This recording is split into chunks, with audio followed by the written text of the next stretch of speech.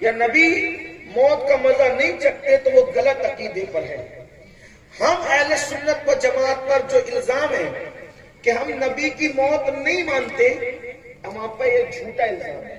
ہم نبی کی موت مانتے ہیں، بالکل مانتے ہیں۔ چند انبیاء کے سوا ہر نبی کو موت آئی، ہر نبی کو موت آئی۔ خود ہمارے نبی صلی اللہ علیہ وآلہ وسلم نے بھی موت کی لذت کو چکھا، موت کے مزے کو چکھا۔ ہمارے آقا علیہ السلام کو بھی موت حضور کی بارگاہ میں حاضر ہوئی۔ لیکن اوروں میں اور ہم میں فرق یہ ہے کہ انبیاء کو موت آتی ہے، یہ ہم بھی مانتے ہیں اور دوسرے بھی مانتے ہیں، لیکن یہ دونوں مشترک ہیں یہ ماننے میں۔ لیکن اب آگے بڑھ کر کے فرق ہوتا ہے، وہ یہ کہتے ہیں کہ مر کر اور انسانوں کی طرح نبی مٹی میں مل جاتا ہے، لیکن ہمارا عقیدہ یہ ہے کہ نبی کو موت آتی ہے، ایک لمحے کے لیے موت آتی ہے، پھر اللہ اس کو ہمیشہ کے لیے نئی زندگی عطا کر دیتا ہے۔ انبیاء کو بھی اجل آنی ہے، مگر ایسی کہ فقط آنی ہے، پھر وہی موت کے بعد ان کی حیات مثل سابق وہی جسمانی ہے۔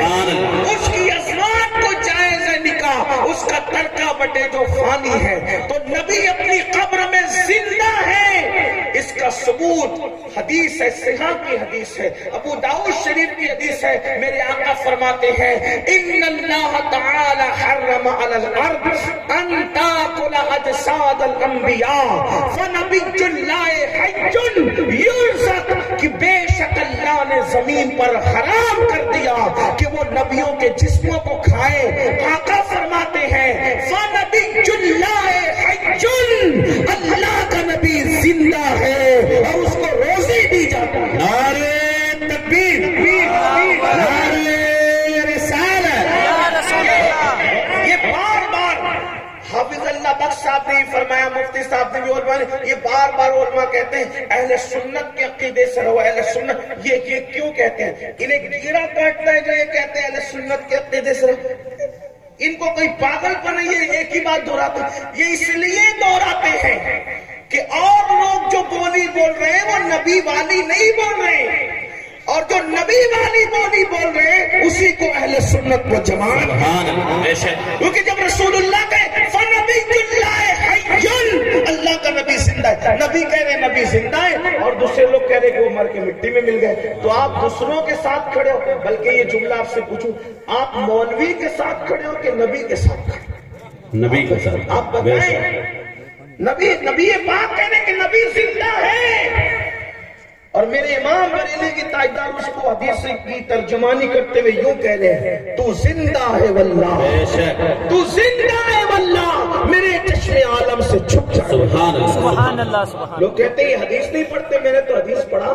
اب لوگ یہ بھی کہتے ہیں کہ زندہ ثبوت کیا، میں نے تو حدیث پیش کر دی۔ کہا قرآن پیش کرو تو قرآن کی آیت بھی پیش کرتے تھے۔ قرآن کہتا ہے وَلَا تَقُولُوا لمن يقتل في سبيل الله اموات بل احياء ولكن لا تشعرون، جو اللہ کی راہ میں مارے جائیں، توجہ کرنا، جو اللہ کی راہ میں مارے جائیں انہیں مردہ مت کہو۔ توجہ، آپ توجہ، نوجوانوں کی خاص توجہ۔ کیا کہا؟ فی سبیل اللہ، جو اللہ کی راہ میں مارے جائیں۔ اچھا، قرآن شہید کی لفظ نہیں کہہ رہا ہے کہ شہید ہو جائے، نہیں کہہ رہے، کیا کہہ رہے؟ مارے جائے۔ بھئی جو مارا جائے گا اسی کو تو مردہ کہا جائے گا، جو مارا جائے گا وہی تو مردہ ہے۔ لیکن اللہ فرما رہا ہے جو اللہ کی راہ میں مارا جائے اس کو مردہ نہ کہنا، کیونکہ وہ زندہ ہے۔ تو جو اللہ کی راہ میں مر جائے وہ نہیں مر سکتا، تو نبی جو اللہ کی راہ بن جائے وہ کیسے مردہ ہو سکتا؟ نعرہ تکبیر، نعرہ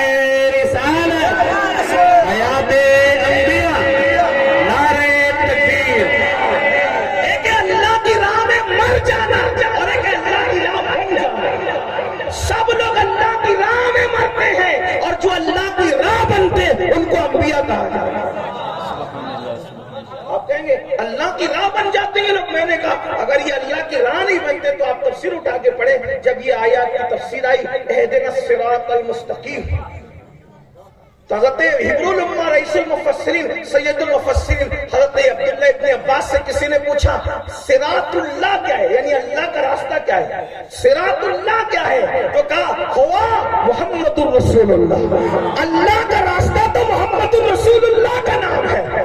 تو اور لوگ اللہ کی راہ میں مرتے ہیں اور وہ اللہ کی راہ بنتے ہیں. تو جو راہ میں مرے وہ نہیں مرتا، تو جو راہ بن جائے. یہ انبیاء راہ اللہ کی راستہ ہے. تو اب پتہ چلا.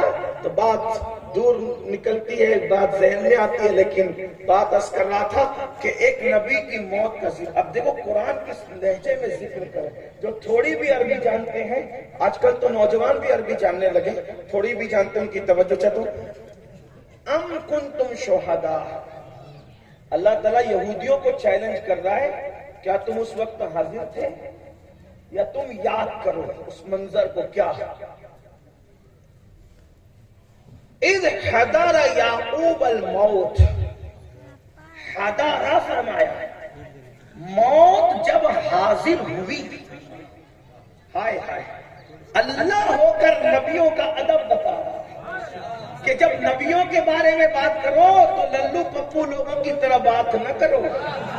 جب نبیوں کے بارے میں بات کرو تو ادب کے ساتھ. جب وہ اللہ ہو کر کے یہ نہیں کہا کہ میں نے موت کو بھیجا، میں کہنا تو اسی کی شان، تکبر تو اسی کو زیبا.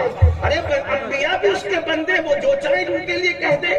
لیکن جب نبیوں کی بارگاہ کی بات آتی ہے تو کیا کہا جا رہا ہے؟ اذ حضر، یا کسی بھی مکتب فکر کا ترجمہ اٹھا کر دیکھ لو، اگر اس نے ذرا بھی شرافت سے کام لیا ہے تو حضر کا مطلب کم سے کم حاضر ہونا تو اس کو کرنا ہی پڑے گا. اذ حضر یعقوب الموت، اور جب موت حاضر ہوئی کہاں؟ یعقوب علیہ السلام کے پاس. اب حاضر ہونے کا مطلب سمجھا آپ نے؟ کچھ لوگ جو اردو نہیں جانتے اچھی تو بیچارے وہ کہتے ہیں ایسا کہ میں ابھی تشریف لایا. تو اپنے لیے تشریف لایا اچھا نہیں ہے. اپنے لیے کہنا کہ میں ابھی تشریف لایا اچھا نہیں ہے. کچھ لوگ ہم سے بھی کہتے ہیں اچھی اردو کے، کچھ عادت ہے، وہ سوچتے ہیں کہ بھئی چلیں علماء سے بات کریں، سادات سے، مشائخ پیر صاحبان سے بات کریں تو ہم بھی اردو بولیں، لیکن آتی نہیں تو وہ کہیں نہ کہیں گڑبڑ کر دیتے ہیں. تو کیا کہتے ہیں؟ حضرت میں ابھی تشریف لایا. تو پھر ٹھیک ہے تشریف لائے تو پھر تشریف رکھ دیجیے. جب تشریف لے ہی آئے ہیں ایسا نہیں کہنا چاہیے اپنے لیے کہ تشریف لایا. جب اپنے لیے کہا جائے گا تو یہ کہا جائے گا کہ میں ابھی حاضر ہوا. یہ ہے نا، یہی بات ہے.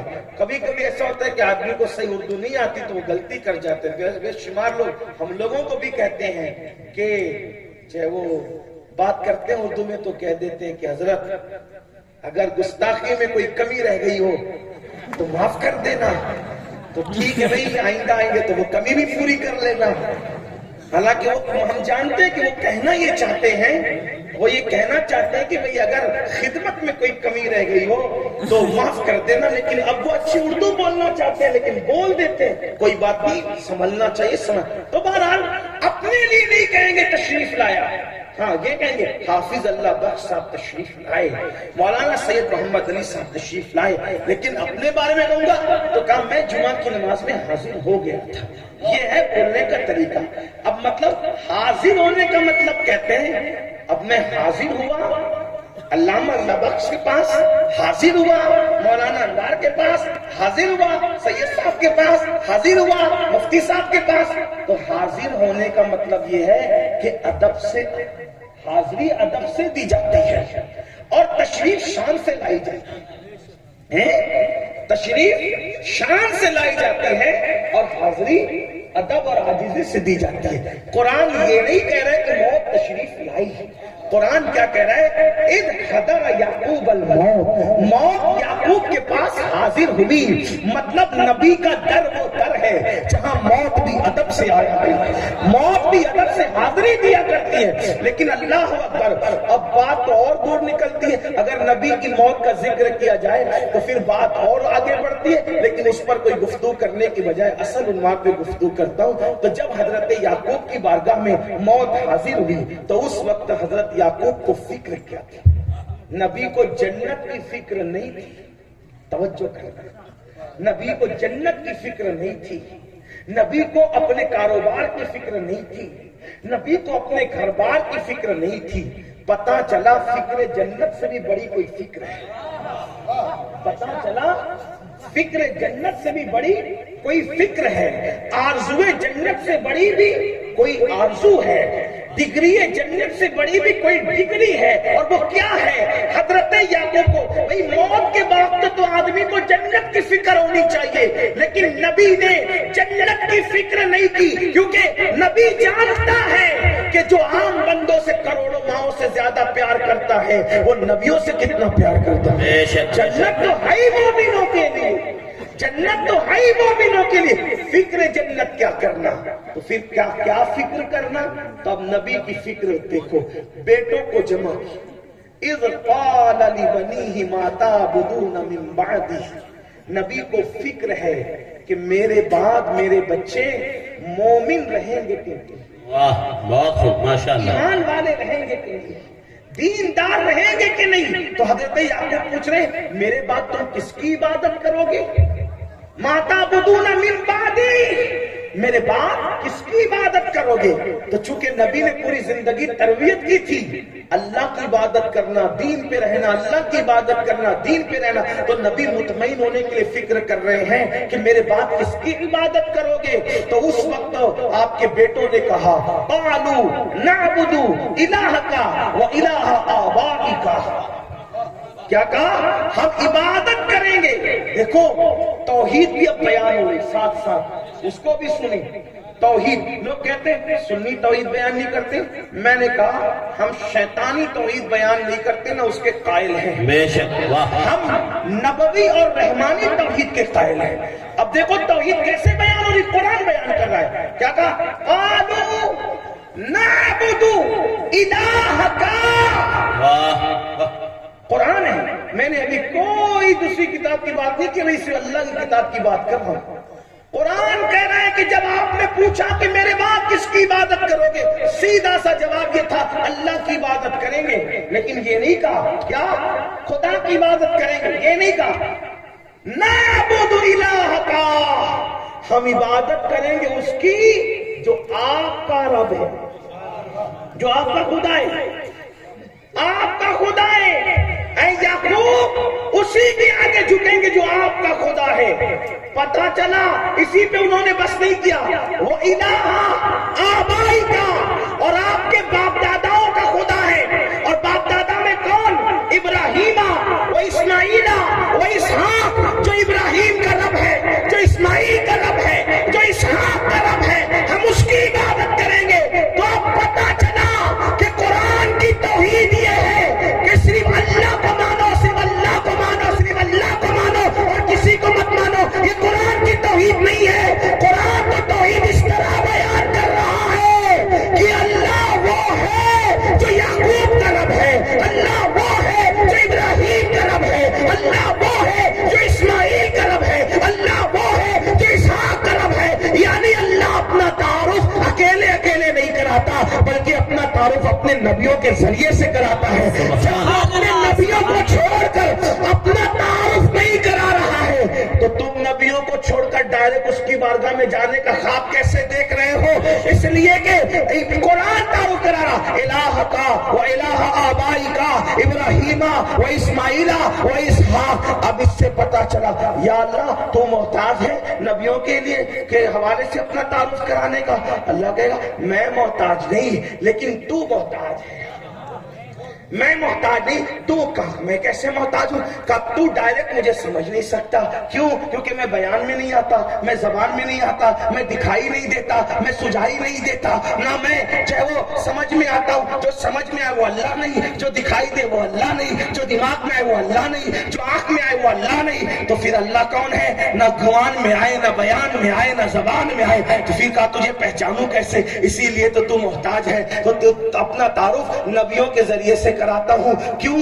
کہا کہ جب یعقوب کا رب ابراہیم کا رب اسماعیل کا رب موسیٰ کا رب عیسیٰ کا رب نبیوں کے ذریعے تعارف کراتا ہے. یہ نہیں کہ امین القادری کا رب اللہ بخش کا رب شاہ نواز کا رب نہیں.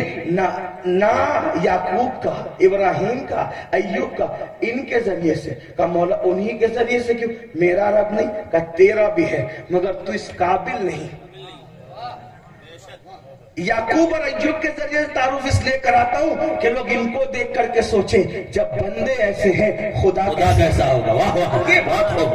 بندے ایسے تو خدا کیسا ہوگا. تو چونکہ اس وقت تو حضور آئے نہیں تھے اس لیے ابراہیم و اسماعیل و اسحاق پر بات رک گئی. لیکن اب اللہ کا تعارف ہوگا تو اس طرح ہوگا. اللہ وہ ہے جو رب محمد ہے. مضبوط دلیل آ گئی. قد جاکم برہان من ربکم کہ اللہ کی دلیل بن کے مصطفیٰ جان رحمت آ گئے. تو محمد کا رب اللہ ہے. مطلب کیا؟ تو کہا اسی لیے تو چاند کے ٹکڑے کروائے تاکہ لوگ دیکھ کے سمجھ لے جب آپ کی طاقت کا یہ عالم ہے, آپ تو کی طاقت کا یہ عالم ہے, تو اللہ کی طاقت کا عالم کیا ہے؟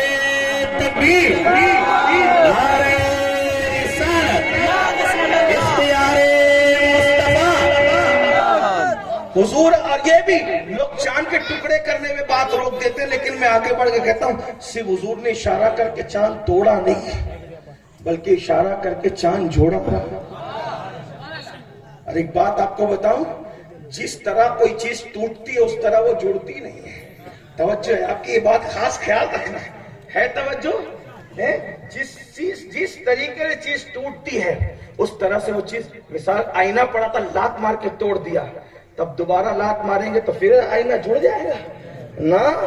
اب لات سے نہیں جڑے گا, اب تو عاجزی کر کے ہاتھ لگانا پڑے گا, دونوں کو جوائنٹ کرنا پڑے گا, کوئی چیز لگانی پڑے گی جب جڑے گا.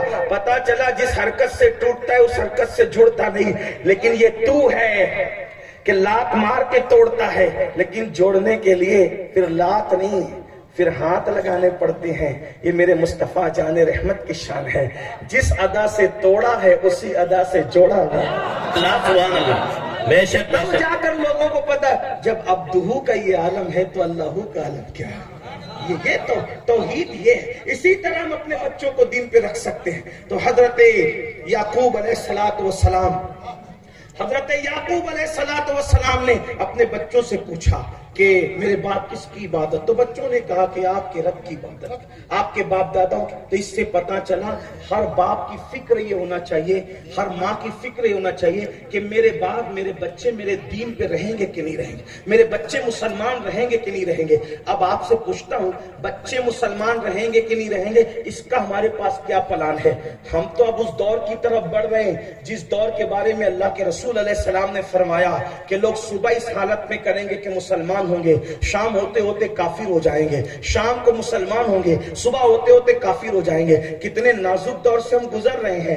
اللہ اکبر. کوئی شادی کے چکر میں کافر ہو رہا ہے, کوئی لڑکی کے چکر میں کافر ہو رہا ہے, کوئی لڑکی لڑکے کے چکر میں کافر ہو رہی ہے, کوئی معاذ اللہ ڈگری کے چکر میں کافر ہو رہا ہے, کوئی پیسے کے چکر میں کافر ہو رہا ہے, کوئی بائک کے چکر میں کافر ہو رہا ہے. ایسے نازک حالات اس سے پہلے نہیں تھے. مسلمان کٹ جانا پسند کرتا تھا, مر جانا پسند کرتا تھا, اور وہ کہتا تھا کہ اللہ کی راہ میں مر جانا شہادت ہے, لیکن اپنے ایمان کو نہیں چھوڑتا تھا. لیکن آج نوکریوں کے لیے ایمان چھوڑ رہے ہیں, چھوکریوں کے لیے ایمان چھوڑ رہے ہیں, شادیوں کے لیے ایمان چھوڑ رہے ہیں. اس وقت تو کتنی زیادہ ضرورت ہے تربیت کی. لیکن اب آپ سے پوچھتا ہوں, اللہ اکبر, ہم نے اپنے بچوں کو مسلمان بنا کر رکھنے کے لیے کیا تربیت کی؟ خود ہم کو پہلا کلمہ یاد نہیں تو بچوں کو ہم کیسے مسلمان بنائیں گے؟ خود ہمیں کلمہ طیبہ کا ترجمہ یاد نہیں تو ہم اپنے بچوں کو دین کیسے بتائیں گے؟ بتاؤ دین کیا ہے؟ صرف جمعہ کی 2 رکعت دین ہے؟ معاذ اللہ. صرف رمضان شریف کا مہینہ آ رہا یہی دین ہے؟ رمضان شریف میں کتنے لوگ روزے رکھتے ہیں؟ اور یاد رکھنا اللہ کے رسول علیہ السلام فرماتے ہیں کلکم راعٍ وکلکم مسئول عن رعیتہ, کہ تم میں کا ہر شخص ذمہ دار ہے اور ہر ذمہ دار سے پوچھا جائے گا اس کی ذمہ داری کے متعلق. یاد رکھنا میرے بھائیوں, کچھ لوگ ایسے بھی جو آپ میں حاجی نمازی ہوں گے اور وہ سوچتے ہوں گے میں نماز پڑھتا ہوں، تہجد پڑھتا ہوں، فجر پڑھتا ہوں، بچہ داڑھی منڈا کے گھوم رہا ہے تو کیا ہوگا؟ بچہ گندی فلمیں دیکھ رہے تو کیا ہوگا؟ بچہ گانے گا رہا ہے تو کیا ہوگا؟ بچے ایئر فون کانوں میں لگا کے گھوم رہے تو کیا ہوگا؟ بچہ انٹرنیٹ پر گندگی دیکھ رہے تو کیا ہوگا؟ بیٹی بے پردہ گھوم رہی تو کیا ہوگا؟ سن لو اور اچھی طرح سن لو، اگر بچوں کو تم نے سچا مسلمان نہ بنایا، بچوں کو دین نہ پڑھایا، بچوں کو دین نہ پلایا، تو مرنے کے بعد بچوں کی گندگی آپ کے آڑے آ سکتی ہے، آپ کو جنت سے روکا جا سکتا ہے۔ کیا آپ نے اللہ کا فرمان نہیں سنا؟ او انفسکم و اہلیکم نارا، کہ اپنے آپ کو بھی جہنم سے بچاؤ اور اپنے بچوں کو بھی جہنم سے بچاؤ۔ یاد رکھنا، کمپیوٹر سکھانے کے لیے تو بچوں کو ہم نے مارا ہے، کیا کبھی نماز نہیں پڑھنے پر بھی مارا ہے؟ بچہ ٹیوشن نہیں گیا تو ہم نے مارا ہے، کیا بچہ نے نماز نہیں پڑھی تب بھی ہم نے مارا ہے؟ اللہ اکبر۔ بچہ اسکول نہیں گیا تو ہاتھ پکڑ کر ہم اسکول کی چوکھٹ تک لے گئے، بالکل لے جاؤ، میں تمہیں سلام کرتا ہوں۔ اسکول کی چوکھٹ تک لے جانے والے ماں باپ، میں تجھے سلام کرتا ہوں، ضرور لے کر کے جاؤ، لیکن ہاتھ پکڑ کر کے جب تو بچے کو اسکول لے گیا تو کبھی ہاتھ پکڑ کر کے تو مسجد کے دروازے تک بھی لایا ہے؟ جو قوم اسکول سے زیادہ اللہ کی عبادت کو اہمیت نہ دے، وہ قوم مسلمان کہلانے کی حقدار کیسی ہے؟ اللہ اکبر۔ یہ ماں میری دائیں طرف بیٹھی ہے، میں ان ماؤں کے طلبوں کو، چونکہ یہ میری ماں کی حیثیت رکھتی ہے، ان ماؤں کے طلبوں کو بوسہ دیتے ہوئے عرض کرنا چاہتا ہوں کہ جب تمہارا بچہ اسکول جاتا ہے تو تم 5 بجے سے اٹھ کر کے ناشتہ بنانے لگتی ہو، کیا کبھی سنڈے کے دن بھی آپ 5 بجے اٹھی ہو؟ اللہ اکبر، کیونکہ بچے کو اسکول بیٹھنے کے لیے تو نیند خراب ہو سکتی ہے، فجر کی نماز پڑھنے پڑھانے کے لیے نیند نہیں خراب کر سکتے۔ ہم کیسے مسلمان ہیں؟ آج لوگ کہتے ہیں مسلمان کٹ رہے ہیں، مسلمان مر رہے ہیں، مسلمانوں کے گھروں پہ بلڈوزر چل رہے ہیں۔ میں نے کہا اگر مسلمان سچا مسلمان بنا ہوتا تو واللہ نہ کبھی اس کے مکان پہ بلڈوزر چلتا، نہ اس کے اوپر کبھی جو ہے وہ اس طرح کی مصیبتیں آتی۔ ہم مسلمان بننے کا کہیں ڈھونگ تو نہیں کر رہے ہیں۔ اللہ اکبر۔ کسی مفکر نے کہا تھا زمین پہ اس لیے پٹ رہے ہو کہ مسلمان ہیں، اور زمین کے اندر اس لیے پٹو گے کہ مسلمان سچے نہیں تھے۔ اگر سچے مسلمان بنو، چلنا مسلمان، بیٹھنا مسلمان، اٹھنا مسلمان، عقیدہ مسلمانوں کی طرح۔ یاد رکھنا، بچوں کی صحیح تربیت کرو، ورنہ یہ بچے کہاں جا کر کے گڑھے میں گریں گے ہم اس کا اندازہ نہیں کر سکتے۔ اور اگر آپ نے نہیں بنایا بچوں کو مسلمان تو پچھتانا پڑے گا قبر میں۔ آئیے شاہ عبدالحق محدث دہلوی رحمت اللہ علیہ ایک واقعہ بیان کرتے ہیں، اس کو سن لیں، بہنیں بھی خاص طور۔ علماء سے پوچھئے جو بندہ سفر حج میں مرے اس کے بارے میں آپ کا کیا خیال ہے؟ وہ جنتی ہے کہ نہیں؟ بولو بھائی، ہو تو بول دو، ڈرتے کیوں؟ میں کوئی جنات ہوں؟ بولو بھائی، جو سفر حج میں مرے وہ جنتی ہے کہ نہیں ہے؟ علماء بھی یہی کہتے ہیں، بلکہ یہ بھی حدیث میں آیا ہے کہ جو سفر حج میں مرتا ہے اللہ تعالیٰ ہر سال اس کو اس طرح سے حج کا شرف دیتا ہے کہ اس کے ہم شکل ایک فرشتہ پیدا کرتا ہے اور وہ اس کی طرف سے ہر سال حج کرتا ہے اور حج کا ثواب اس کو ملتا ہے جو حج کے سفر میں مرا تھا۔ کتنی بڑی سعادت ہے، قیامت تک وہ حج کا ثواب پاتا رہے گا۔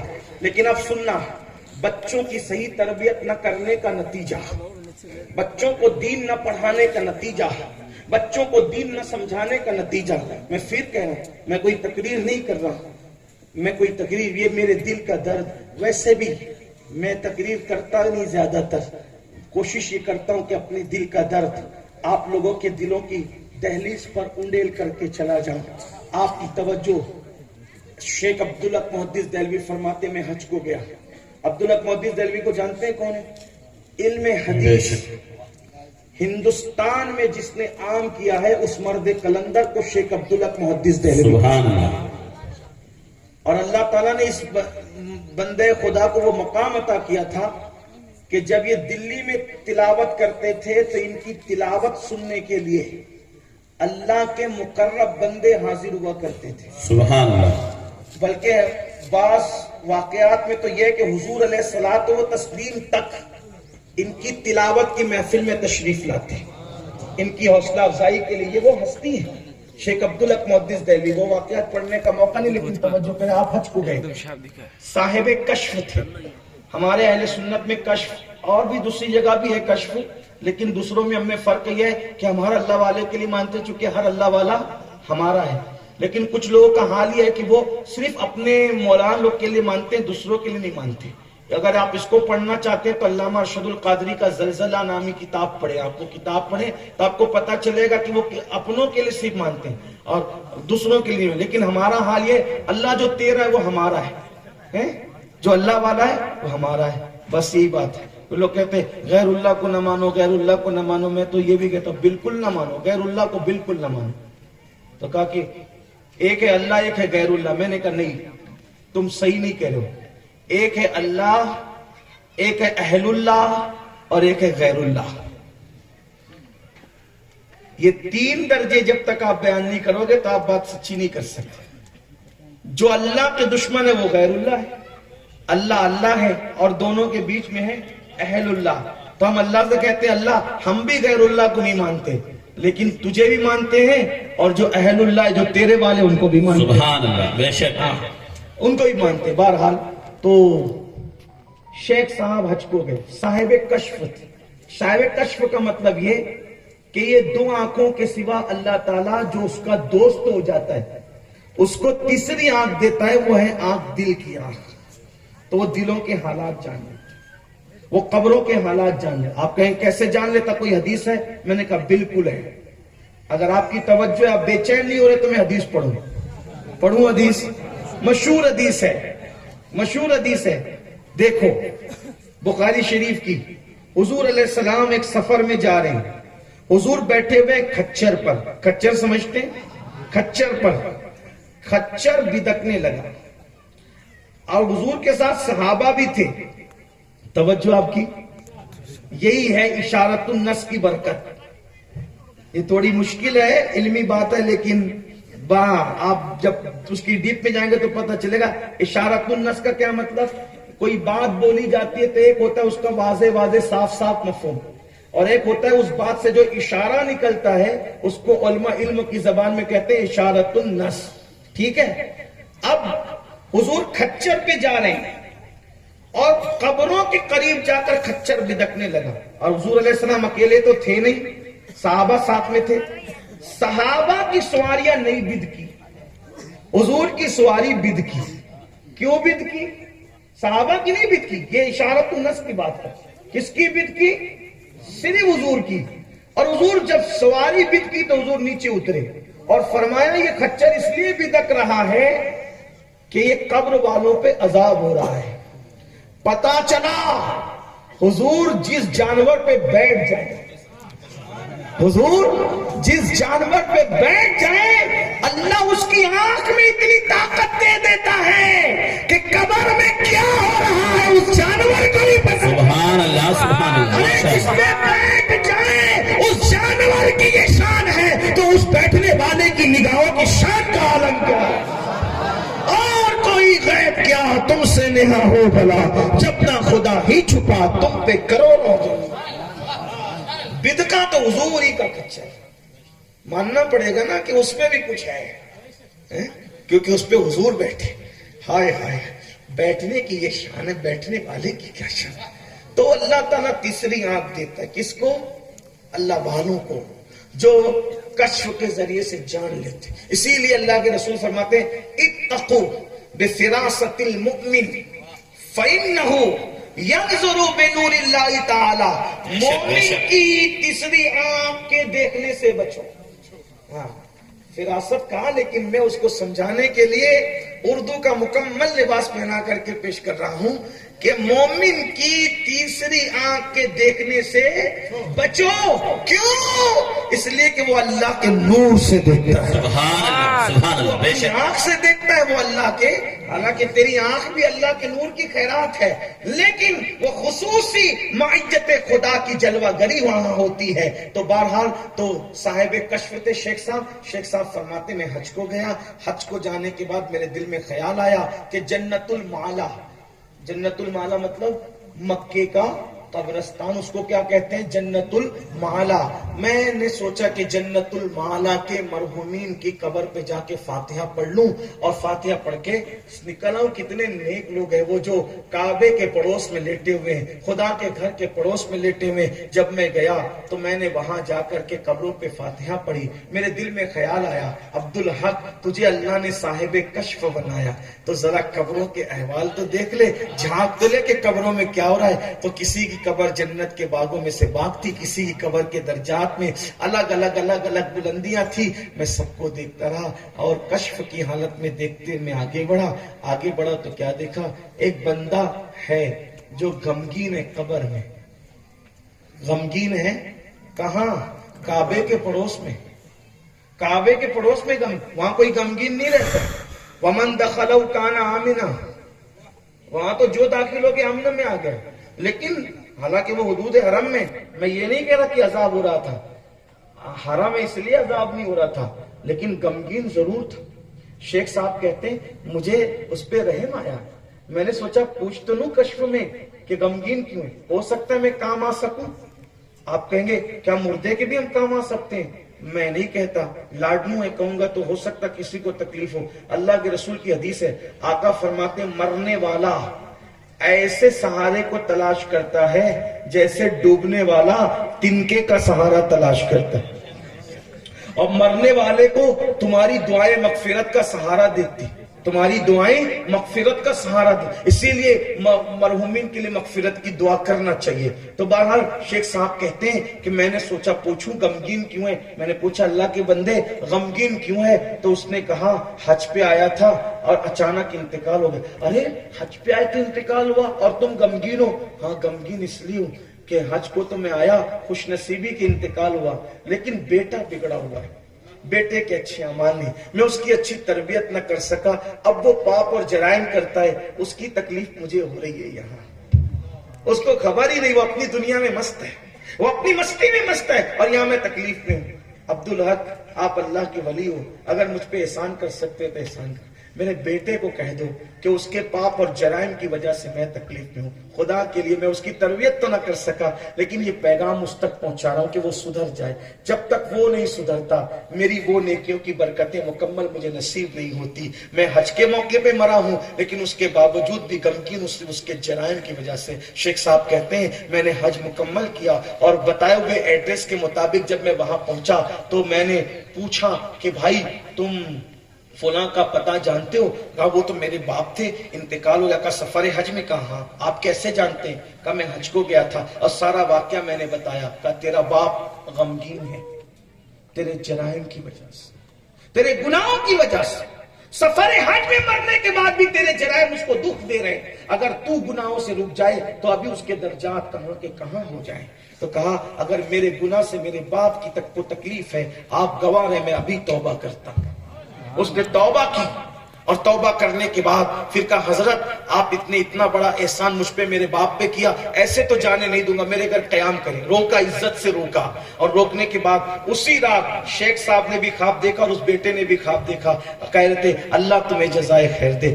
بیٹے نے توبہ کیا کر لی، قبر جنت کے باغوں میں سے باغ بنا دے گئے۔ یہاں آخری بات یہ کہنا چاہتا ہوں، باپ اگر سفر حج میں مر جائے تو بیٹے کے گناہ حرم کے قبرستان میں باپ کو دکھی کر سکتے ہیں، تو رات کی تاریکیوں میں گندی فلمیں دیکھنے والوں، کم از کم نہیں کسی کا خیال ہے تو اپنے باپ اور اپنی ماں کا تو خیال کرو۔